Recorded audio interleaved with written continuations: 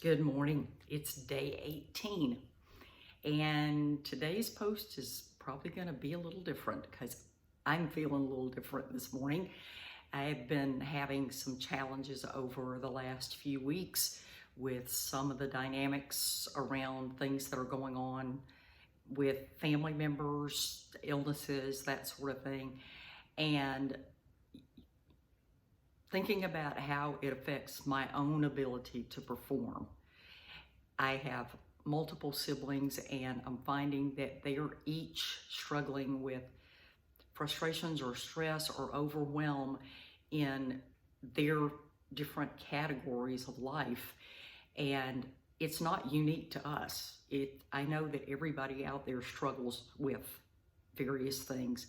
And one of the things, just from a physical perspective, that I have dealt with for several years now is tinnitus or tinnitus, depending on how you pronounce it. And I've tried multiple supplements and videos and different things. And yesterday I came across one that sort of sparked a little interest because it actually suggested that it is the brain's way of protecting us when there are deep-seated emotional things that we haven't dealt with, whether it's fear or anger, or it can be any number of things.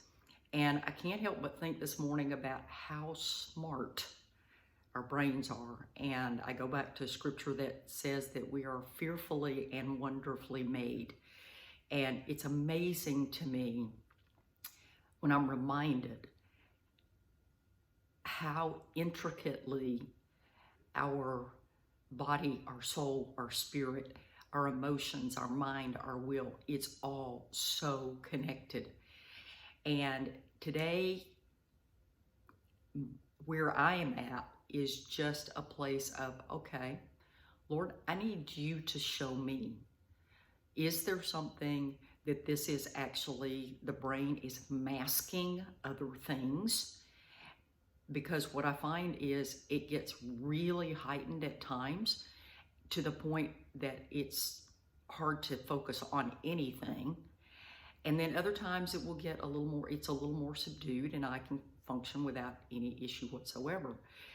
And I have to wonder, even if you don't have that particular thing that you're dealing with, there might be something else that is your body trying to deal with emotional issues.